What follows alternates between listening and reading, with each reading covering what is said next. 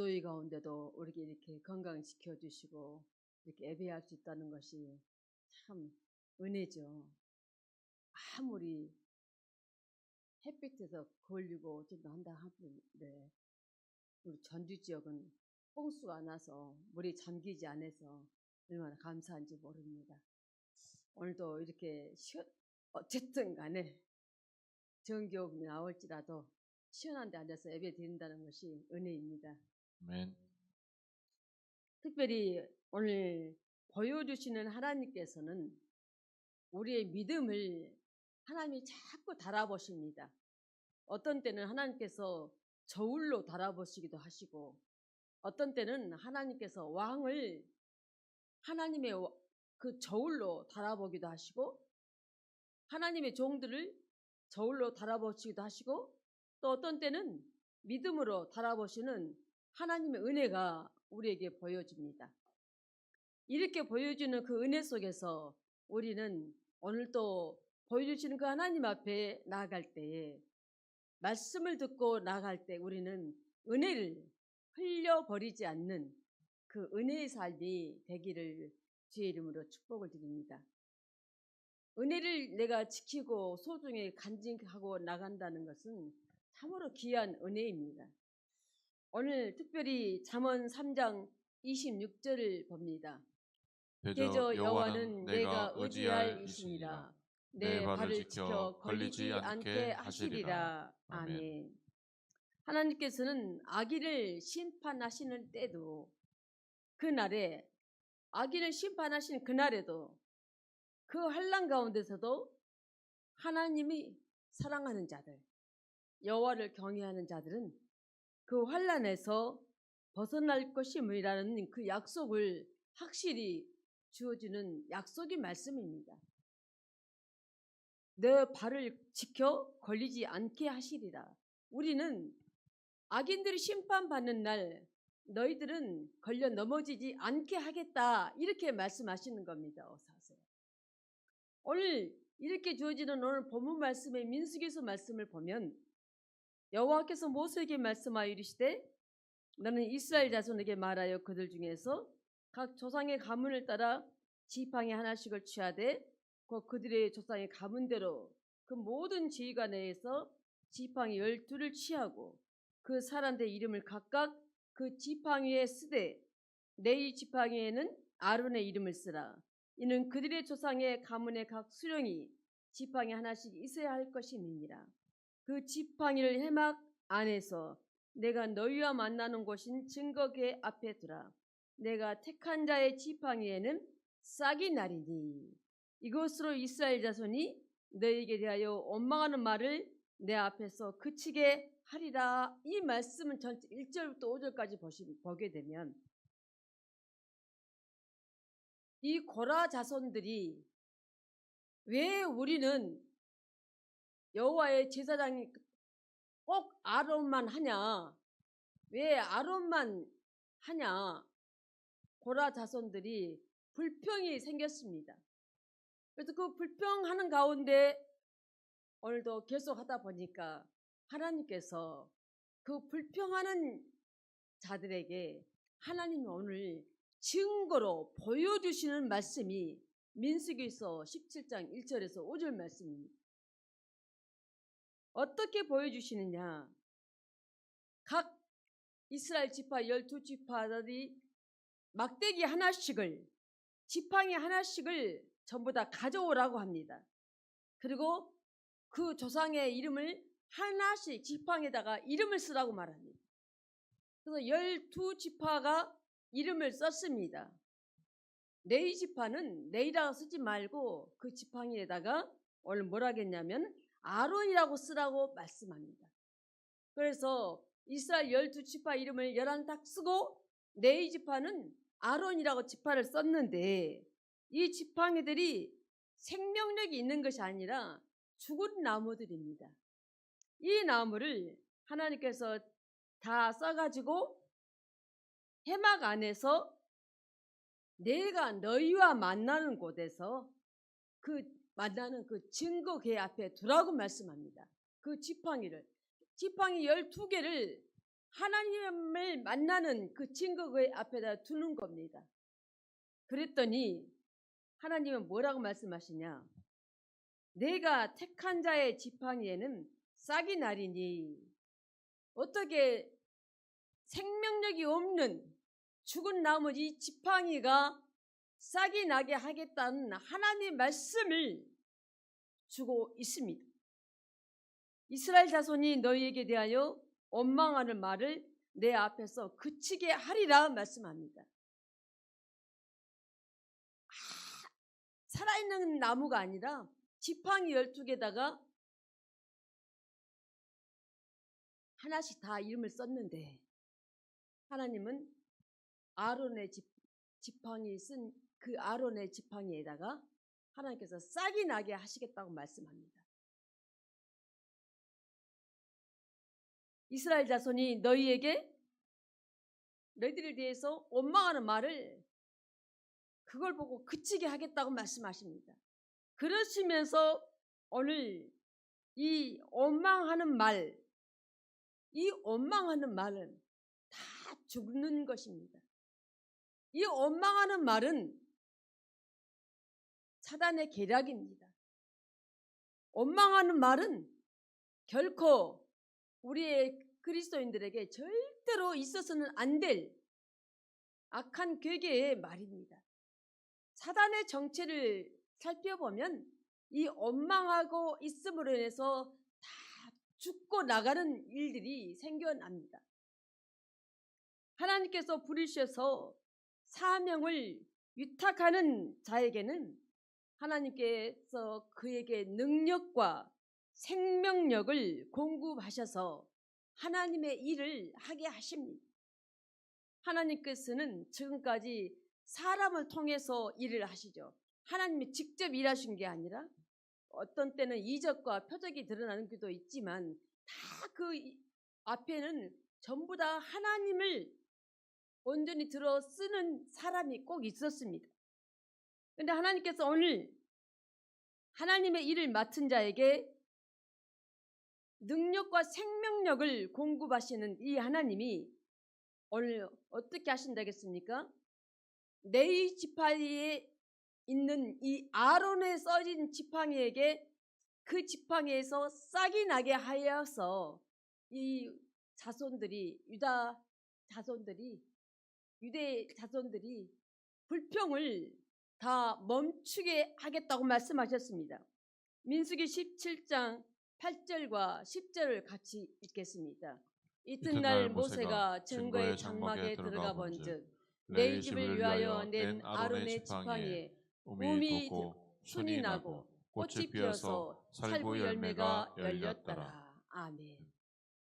어떻게 죽은 살구나무 지팡이가 어떻게 움이 돋고 싹이 납니까? 그리고 어떻게 열매까지 맺습니까? 하나님이 하시는 일이 아니고는 인간으로서는 절대로 가능한 일이 아니죠.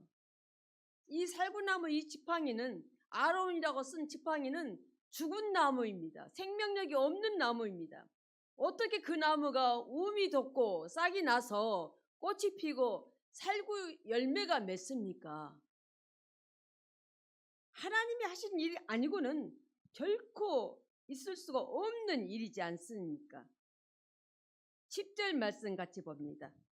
여호와께서 또 모세에게 이르시되 아론의 지팡이는 증거궤 앞으로 도로 가져다가 거기 간직하여 반역한 자에게 대한 표징이 되게 하여 그들로 내게 대한 원망을 그치고 죽지 않게 할지니라. 아멘. 하나님께서 살구나무를 소생시켜서 열매가 열리게 하심은 역사를 주관하신 분이 바로 하나님이심을 보여주고 있습니다.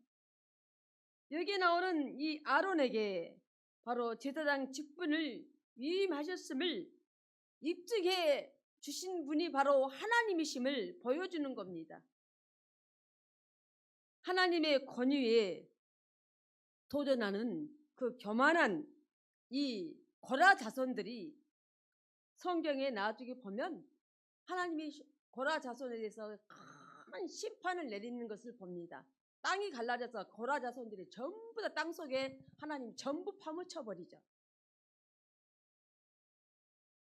하나님을 대적하는 자, 하나님의 대적하는 어떤 자갑니까? 교만하니까 그러는 거죠. 교만하니까. 그런 자들이 오늘께서 하나님이 아론에게 제사장 직분을 위임하셨음을 확실하게 알려주는, 보여주시는 대목입니다. 사도행전 7장 38절을 보면 시내산에서 말하던 그 천사와 우리 조상들과 함께 광야 교회에 있었고 또 살아있는 말씀을 받아 우리에게 주던 자가 이 사람이라. 아멘. 지금도 저기 이스라엘에 가면은 이스라엘 사람들은 지금도 모세를 그렇게 숭상을 하죠. 존경을 하죠. 예수 그리스도보다는 지금도 그들에게는 완전히 모세가 훨씬 더 이들이 존경한 인물입니다. 모세를 존중하고 율법을 엄수한 이들에게는 자기들이 율법을 믿고 있는 그 자부심이 있으면서도 모세의 입을 통해서 나오는 그 복음을, 그 율법, 그 복음은 거역하고 배척했던 유대의 백성들이었습니다. 모세를 존중하고 모세를 그들이 높였으면 모세의 입에서 나오는 그 복음의 증거의 말씀도, 참 메시아도, 증거의 말씀도, 복음도 같이 받아들여야 하는데 이것을 다 거부한 이들에게 하나님은 오늘도 이 사도행전에서 모세에 대해서 유대 백성들이 어떻게 했는가를 말씀하고 있습니다. 사람만 인정하면 아니 되지 않겠습니까? 사람을 인정한다는 것이 아니라 우리는 하나님의 말씀을 가지고 하나님을 경외하고 섬기는 신뢰한 자들이 때문에 사람이 아닌 말씀에, 다시 말해서 그 말씀이 하나님임을 믿는 자들에게는 완전히 거꾸로 되어가면 안 되는 거죠. 사람에게 충성한 것이 아니라 하나님 말씀을 온전히 붙들고 신뢰한 자는 오직 예수님을 나아가는 그 믿음으로 충성해 나갔을 때 하나님께서는 충성된 자에게 놀라운 복을 우리 주님이 약속하시죠. 지극히 작은 것에 충성된 자에게 우리 주님은 큰 것에다가 충성된 자이기 때문에 얼마나 큰 복을 약속하신 말씀을 우리가 보여주는 거 아니겠습니까? 이 당시에도 모세를 존중하면서도 사도행전이니까 신약으로 넘어왔지 않습니까? 그런데도 모세의 입에서 나오는 그들을 그 복음을 구약에서 이들은 거부했다는 겁니다. 배척했다는 것입니다.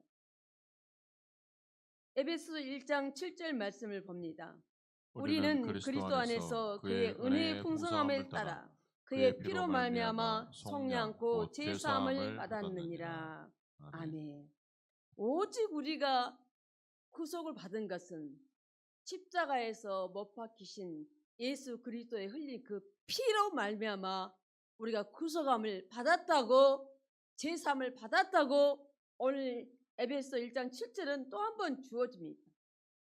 이 구속, 이 은혜는 죄의 권세로부터 우리가 해방된 것, 우리가 죄로부터 해방된 이 구속, 또 참 자유를 회복한 이 구속의 진정한 의미, 놀란 그 의미가 바로 십자가의 그 보혈의 능력들로 우리에게 나타내어지는 걸 보면 지금도 우리는 그리스도 피를 의지하며 살아가는 우리에게 이것이 바로 십자가의 보혈의 능력들이 우리에게는 진리 아니겠습니까? 십자가의 그 보혈로 말미암아 우리가 죄사함을 받았기 때문에 내가 살아있는 지금 이 순간에도 내가 완전히 진리 안에 서 있는 이 자체가 내가 십자가의 그 보혈로 말미암아 이루는 죄사함의 구속이 나에게 주어졌기 때문이 아니겠습니까? 사도행전 10장 44절을 같이 보면 베드로가 이 말을 할 때에 성령이 말씀 듣는 모든 사람에게 내려오시니. 아멘. 베드로가 말씀을 설교를 하니까 3,000명이 구원을 받습니다. 다시 베드로가 설교를 하니까 5,000명이 돌아옵니다. 다시 베드로가 설교하니까 많은 사람이 예수 그리스도를 믿는 죄 사람들로 돌아옵니다. 베드로가 다시 설교를 하니까 심히 많은 무리가 예수께로 돌아옵니다. 베드로가 예수님의 수제자인지를 다 알지만 예수님을 따라다닐 때는 이런 역사가 일어나지 않았거든요. 그런데 예수님이 십자가에서 못 박히고 다시 3일 만에 부활하신 다음에 예수님이 이 땅에 계시다가 승천하신 다음에 마가의 다락방에서 500명이 모였다가 떠나고 마지막까지 남은 120명이 아주 열심으로 기도하고 나서 그때 받은 그 성령 받고 난 다음으로 베드로와 요한이 복음을 전했을 때, 설교를 했을 때 이런 역사가 드러난 것입니다. 베드로가 이렇게 말씀을 설교를 했을 때에 성령이 말씀 듣는 모든 사람에게 내려오시니 이렇게 말씀하고 있습니다. 그러니 말씀을 듣는 사람들이 성령이 내려오니까 전부 다 예수 그리스도를 믿는 자들로 완전히 개종을 하고 돌아오는 것입니다. 유대교에서 완전히 예수를 믿는 자들로 돌아오는 것입니다. 그것도 나중에 베드로가 설교를 한 번 하고 두 번 하고 세 번 하고 네 번 했을 때 심히 많은 수가 예수 그리스도를 따르는 변화가 일어났습니다. 우리는 지금의 내 삶의 자체는 내가 정말 어렵고 힘들고 내가 어디 존재를 드러낼 수 없는 사람이라고 한다 할지지만 나는 세상에 태어나면서 아무것도 아닌 존재 같지만 성경은 하나님의 말씀 우리를 그런 존재로 보지 않았습니다. 우리에게 성령을 부어주면서 그 성령 때문에 우리가 어떤 능력을 발휘하면서 살아갈 수 있는가를 말씀에서 우리에게 보여주고 있습니다. 오늘도 그 하나님께서는 이스라엘 백성들이, 유대 백성들이 얼마나 하나님의 권위에 교만해가지고 도전한 그 교만한 자들을 하나님께서 심판하신 것들을 계속 나온 건 아니지만 하나님의 심판들이 중간중간에 구약에 나올 때마다 우리는 바로바로 그런 장면에서는 바로바로 쉽게 빠르게 가볍게 넘어갈 수가 없는 거죠.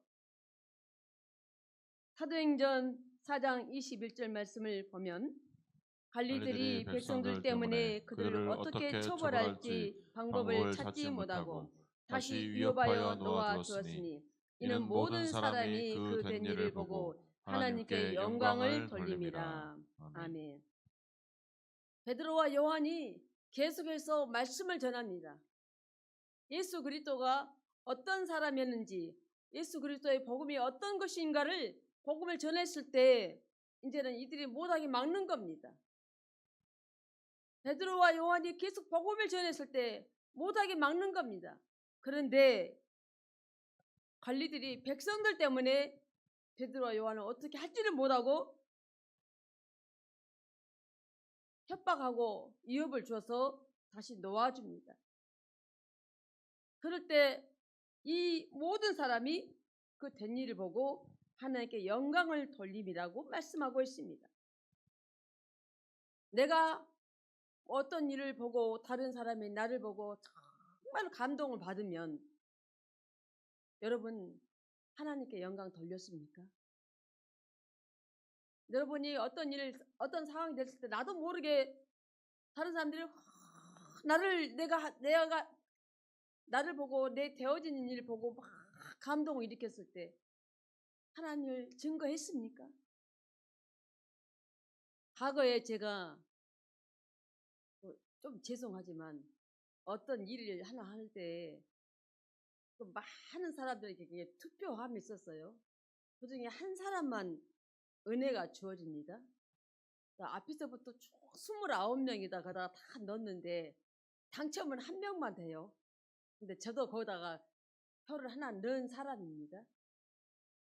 그런데 어떤 일이 있었냐면 토지공사에서 토지를 낙찰을 받는데 딱 떨어진 것이 위법으로 돼가지고 딱 마음에 드는 토지가 하나 딱 나왔는데 그 토지가 딱 하나님 여기 안 되면 이거라도 주세요 했는데 이거라도 주셔야 돼. 그 토지가 딱 나온 거예요. 그래서 그거를 넣었습니다. 제 이름으로. 그 자리에 모인 사람이 29명이 넣었어요. 근데 그 함에서 손만 딱 들어가게 여기는 보이진 않죠. 함은. 거기에는 딱 하는데 내가 한 중간 조금 넘어져서 제가 순서가 딱 들었는데요. 딱 올라오는데 제가 알겠어요. 아 당첨이다. 딱 보니까 당첨하니까 다른 사람들이 뭐라고 말하냐면 아주머니 간밤에 무슨 꿈 꿨냐고 저다 그래요. 아니요 하나님이 해주셨어요. 제 입에서 바로 이게 나오는 거예요. 계속 다른 사람이 말을 하는 거예요. 아주머니 무슨 간밤에 무슨 꿈 꿨냐고. 아니요 하나님이 해주셨어요. 제 입에서 이렇게 나옵니다. 우리가 축구장에서 막 축구하는데 보면은 그 축구해서 이기면 축구선 그 한 골 넣기가 힘든 거 보지 않습니까? 국제 경기에 보면 축구 선수들 골을 다 하나 골키면 골이 딱 들어가면 축구 선수들 모든 사람 보면은 딱 골을 넣게 기도하는 사람들 있죠. 그리스도인인 것은 이제 우리가 알잖아요. 그런 사람도 다 이렇게 하나님께 영광을 돌리잖아요. 오늘 베드로와 요한이 관리들이 어떻게 위험만 하고 다시 놓아진 걸 보고 하나님께 영광을 돌렸다고 말하고 있습니다. 어떤 환경에서도 우리는 하나님께 영광을 돌렸습니다. 하나님이 해주셨습니다. 예수님이 해주셨습니다. 우리 입에서는 이렇게 말이 바로 간증으로 나가야죠. 꾸며서가 아니라 바로 나가야죠. 요한복음 14장 6절을 보면 예수께서 이르시되 내가 곧 길이요 진리요 생명이니 나로 말미암지 않고는 아버지께로 올 자가 없느니라. 아멘.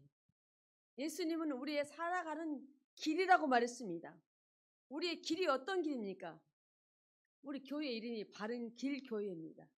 바른길 교회가 오늘도 보면은 말씀이 삶이 되는 교회로 딱 나와 있습니다. 바른 길, 우리가 걸어가는 길이 어떤 길인가를 예수님이 우리에게 알려주는 것이 예수님이라고 말합니다. 예수님이 말씀하신 것이 진리라고 말합니다. 예수님이 바로 생명이라고 말씀합니다. 구원은 예수님 아니고는 다른 길이 없음을 말씀해주고 있는 아주 명확한 말씀이죠. 죄와 사망의 법에서 우리를 자유케 하신 바로 예수 그리스도가 바로 진리이기에 이거는 누구든지 그리스도인들이 예배를 한 1, 2년 다니면 교회에서 꼭 한두 번씩은 나오니까 이런 정도는 우리가 입에서 자동적으로 암송이 되어버린 말씀들이죠.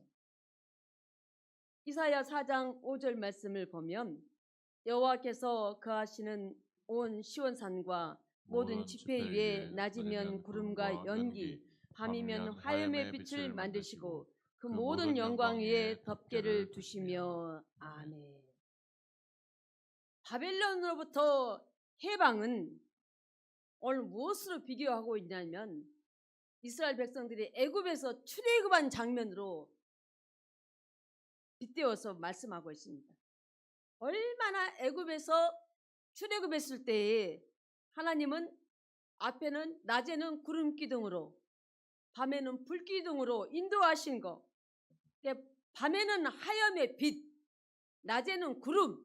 이렇게 출애굽했던 그 장면, 그 충격, 그 감격을 바벨론으로부터 해방이 이렇게 감격스러운 하나님의 베푸신 인도하심의 이름을 말씀해주고 있는 말씀입니다.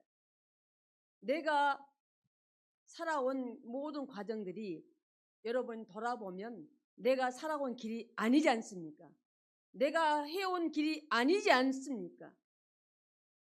에레미야 14장 5절을 보면 들의 들의 암 암 샀음은 샀음은 새끼를 새끼를 낳아도 낳아도 풀이 풀이 없으므로 없으므로 내버리며. 아멘. 얼마나 가뭄이 심각하면 암 샀음이 새끼를 낳는데 버린다고 말하죠. 버린다고.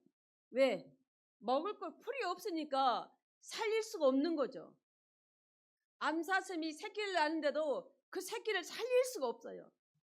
얼마나 가뭄이 극심하면 풀이 없으면 낳은 새끼까지 그대로 죽도록 볼 수밖에 없는 상황을 말씀하고 있는 겁니다. 우리는 이런 상황까지 아니 가야 되지 않겠습니까? 우리는 하나님이 풍성함으로 윤택한 삶으로 살아가시도록 지금까지 어려운 가운데도 있었고 비바람도 불고 눈보라도 치고 폭풍도 불었지만 그런 가운데 지금 우리가 살아가는 것은 남한테 동냥하고 얻으러 다니면서 먹고 살지는 않지 않습니까? 지금 내가 살아가는 거 내가 힘들고 어렵고 땀 흘리고 살아가지만은 살아가기 위해서는 다 우리는 땀 흘려야 먹죠. 왜요? 선악과 따먹어서 우리는 땀 흘리지 않으면 먹고 살 수가 없습니다.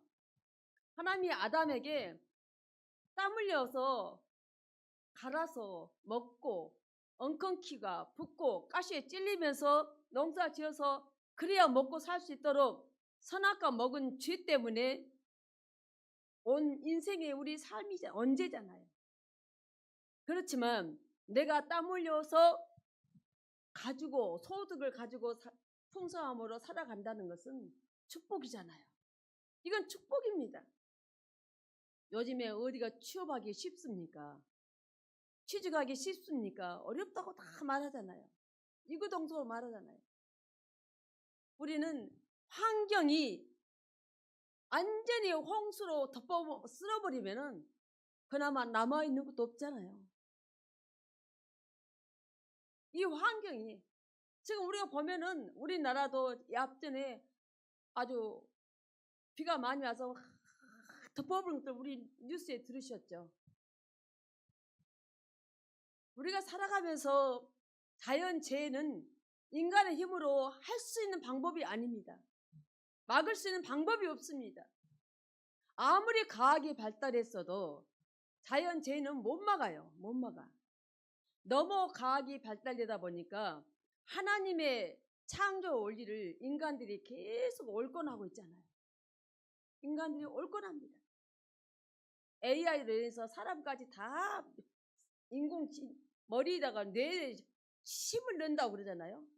그래서 우리가 성경에 나왔던 뭐 베리집 받지 말라고 막 그러죠. 베리집 받지 말라고. 마지막 때가 온다고 말씀을 많이 하잖아요. 우리는 이 심각한 가뭄이 하나님께서 하나님 백성들이 말을 안 들었을 때 심판하는 과정이 꼭 아주 극심한 가뭄 그리고 전염병 그리고 전쟁 이 세 가지로 하나님 꼭 심판하셨어요. 백성들이 하나님을 거역하고 우상 숭배하며 계속해서 선지자를 보내서 해도 안 되면 끝내는 하나님이 전쟁 그리고 전염병 그리고 가뭄 이 세 가지로 꼭 구약을 보십시오. 계속해서 하나님 심판을 이 세 가지로 하셨습니다. 우리는 이렇게 가지 않아야 되지 않습니까? 저는 여름이 다가오면 제가 기도하면서 꼭 빠지지 않는 기도가 있어요. 하나님, 이 나라 이 땅에 재앙이 오지 않게 해주세요. 겨울이 오면 또 다가오면 제가 또 그 기도합니다. 이 나라 이 땅에 가뭄이 오지 않게 하세요. 제가 기도하면 제가 살고 있는 그곳에는 재앙이 없어요. 그것만큼은 제가 지금까지 자부합니다. 우리는 이런 자연재해에 대해서도 기도하셔야 합니다. 우리가 살고 있는데 재앙이 오면은 어렵잖아요. 내 자녀들도 우리 삶도 모든 것이 다 완전히 황폐하게 되어버리잖아요. 빌립보서 2장 5절에는 너희 안에 이 마음을 품으라 곧 그리스도 예수의 마음이니. 우리 안에 예수 그리스도 마음을 품고 살아가지 않는다면 우리는 완전히 황폐한 인생으로 변해버리는 거죠. 우리의 마음 심령이 아주 황폐한 사막이 되어버리면 안 될 줄로 합니다. 누가복음 2장 27절과 28절을 봅니다. 성령의 감동으로 성전에 들어가매 마침 부모가 율법의 관례대로 행하고자 하여 그 아기 예수를 데리고 오는지라. 시몬이 아기를 안고 하나님을 찬송하여 이르되 아멘. 예수님께서 탄생하고 났을 때 시몬은 이미 성령의 감동을 받고 메시아가 오심을 알고 성전에서 기다리고 지금까지 기다리고 있었던 선지자 아닙니까? 그랬더니 아기 예수님을 데리고 성전에 오니까 시몬이 아기를 안고 하나님을 찬송했다고 말하고 있습니다. 내 자녀를 통해서 하나님을 찬송할 수 있다는 것은 얼마나 부모가 믿음이 자녀에게 정말 엄청난 유산을 물려주는 것인지 모릅니다. 우리의 자녀에게 다른 건 물려주지 않는 거, 우리는 믿음의 유산을 물려줘야 합니다. 하나님을 찬송하고 하나님께 영광 돌릴 수 있는 이 믿음, 정말 지금은 너무나도 믿음이 소중하고 귀합니다. 요즘은 조그만 유치원 애기들부터 핸드폰 주면은 부모가 다 맞벌이 하기 때문에 연락 때문에 아이에게 유치원 때부터 핸드폰을 주지만, 핸드폰 주어주면 애들은 어때요? 밤에 잠잘 때까지 핸드폰을 안 놓죠. 애들을 잘 가르쳐야 합니다. 믿음을 확실하게 가르쳐야 됩니다. 아기 때부터 우리 자녀들이 절제 있는 생활을 하게 되면 커서 애들이 방황하는 삶, 방탕하는 삶, 안구한 삶을 살지 않게 됩니다. 자녀들이 자라면서 성숙해가면서 중학교 때 뭐 사춘기니까 그렇다 하지만은 어릴 때부터 우리가, 그래서 우리나라 속담에 3살 버릇이 8까지 간단 말이 그래서 나온 겁니다. 자녀를 잘 절제 있는 생활을 할 수 있도록 어릴 때부터 교육이 필요함을 말씀해 주고 있습니다. 우리는 지금 이 시대는 정말 믿음이 소중하고 얼마나 귀한가 값진 것인가를 모릅니다. 예레미야 33장 8절을 보면 내가 그들을 내게 범한 그 모든 죄악에서 정하게 하며 그들이 내게 범하며 행한 모든 죄악을 사할 것이라. 아멘. 모든 환난의 원인은 죄악 때문입니다. 그 원인이 죄악 때문이에요. 환난의 원인은 죄악 때문입니다. 하나님께서 다시 은혜를 베푸사 용서하시고 구원해 주시겠다고 하시는 이 말씀, 모든 죄악을 사할 것이라.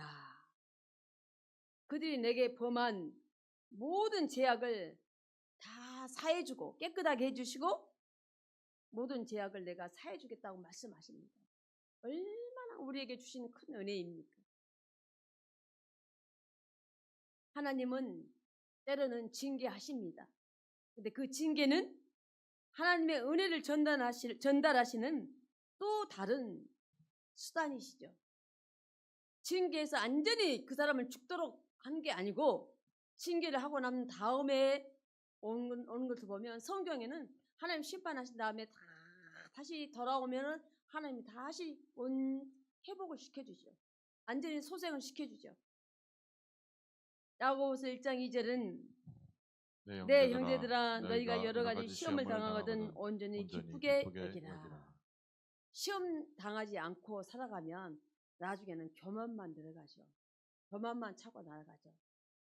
시험해서 또 우리를 겸손하게 만들고, 또 가다가 또 시험해서 우리를 겸손하게 만들고, 하나님이 우리를 겸손하게 만드는 방법 중에 하나가 우리를 시험하는 것이죠. 마가복음 8장 24절 보면 쳐다보며 이르되 사람들이 보이나이다. 나무 같은 것들이 걸어가는 것을 보나이다 하거늘. 눈먼 소경이 주님을 만나서 있을 때 주님이 내가 무엇을 해주기를 원하냐 하니까 내가 보기를 원하나 했었는데 예수님이 안수를 해줬는데 방금 어땠습니까? 나무 같은 것들이 걸어가는 것도 보나이다. 나무 같은 것들이 완전하게 안전하게 100%가 안 됐잖아요.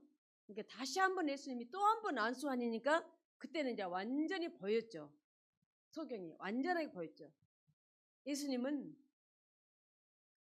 고쳐줬는데도 완전치 않으니까 또 한 번 안수를 해서 그 소경이 완전할 수 있도록 해 주신 것입니다.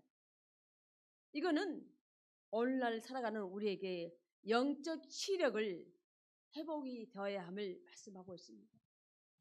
영적인 시력이 회복이 된다는 것은 내가 주님을 지속적으로 세심하게 우리 주님은 나를 도우고 계십니다. 내가 그 음성을 못 들어서 그렇지. 내가 그 세미한 음성을 못 들어서 그렇지. 내가 성령에 민감하지를 못해서 그렇지.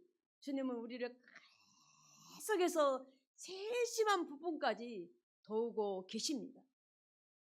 그뿐만 아니고 우리는 주님께서 은혜와 진리로 하나님께서 너희들이 나에게 다가오기를 사모하는 그 마음을 갖도록 그 간절한 마음이 있는가를 주님이 오늘도 보고 계시는 겁니다. 그 간절함, 주의 은혜를 받기를 간절하고 사모하는 그 간절한 마음이 있는 사람은 영적 이 눈이 시력이 회복이 되어진 사람이라고 할 수가 있는 거죠. 왜? 성령에 민감하기 때문에 내가 회복되기를 원하고 사모하고 간절한 마음이 있는 것입니다. 이런 삶이 늘 주님께서 나를 계속 돕고 있는데 내가 놓쳐버린다면 얼마나 주님이 보실 때 그렇지, 그럴 수도 있겠지 하지만 안타깝겠습니까? 결국 손해보는 사람은 누구입니까? 자신이죠. 주님이 도와주는데도 모르고 넘긴다는 것은 자신만 손해보는 것입니다. 우리는 주님 주신 거 하나도 놓치지 않고 받은 은혜 하나도 흘러버리지 않고 너희가 믿음이 있는가 시험해보라 했지만 우리는 그런 사람이 아니라 믿음 있는 것을 주님께 인정받는 삶을 살아가는 복된 자가 되기를 주의 이름으로 축복합니다.